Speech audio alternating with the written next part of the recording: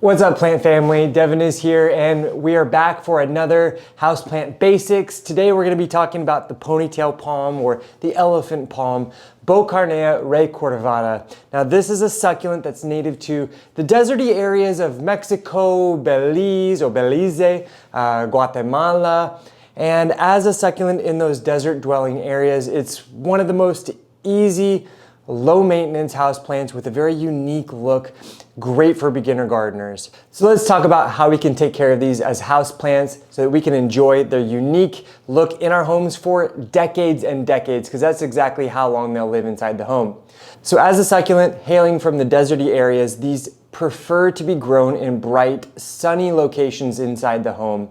And if you're able to put them in a southern facing window, for those of us in the northern hemisphere, that is going to provide the fastest, most rapid, lush growth from our ponytail palms. However, I have found that you can actually place them in areas that are a little bit less optimal lighting, and they'll still absolutely look beautiful in the home. They may just sort of maintain their appearance rather than continually growing as they would in your southern facing window, but they can still do absolutely fine in less than optimal sunny conditions. However, if you have them in the brightest locations, that's going to allow them to not only produce this beautiful wispy grass-like foliage that can extend, feet and feet, but it's also going to help to produce a thicker, more robust caudex more quickly, which is one of the unique characteristics about this plant. Now, as a succulent, it holds water in its bulbous trunk, which we call a caudex, and that's what allows us to water these very sparingly. Out in nature, they're used to getting a nice intense rainfall followed by a long period of dryness. And that's exactly what we want to provide for our plants as well. I will typically water mine maybe once a month, but I'll give it a nice deep watering, and then I'll allow it to completely dry out and actually remain dry for a few weeks before I will water it again.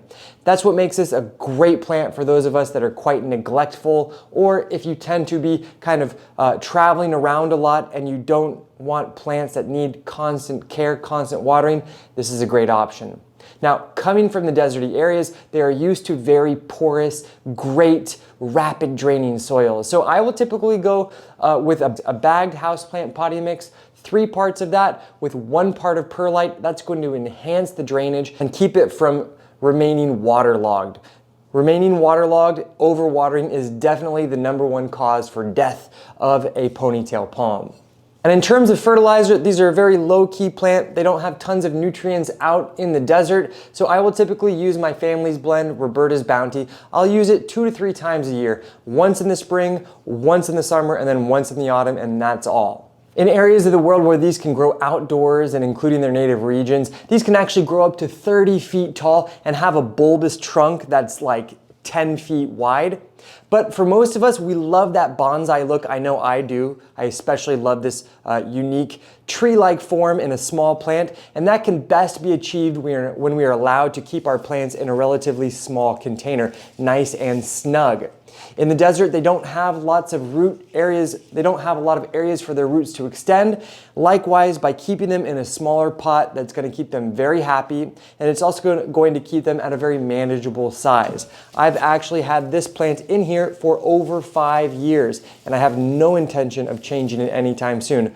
I don't even change the soil on this. One quick tip is they respond very well to normal haircuts. This is going to keep the foliage looking good. If you have any brown tips, you can just simply cut it off. And as you cut it off, it's also going to help to focus the energy on forming a thicker caudex, which is another great aspect about giving it that regular haircut just like that. This rugged looking natural bonsai is one of the easiest houseplants to grow. It's perfect for neglectful gardeners, beginner gardeners, or experienced gardeners because there's really nothing else like it. It's very simple to care for, and that's what makes it a part of this houseplant essentials list. If you enjoy this video, make sure to give it a like and subscribe to our channel so you can stay in the know when we're releasing more of our houseplant essential videos just like this. Anyways, thank you guys for joining me here on Plant Vibrations. I'll catch you soon. Ciao.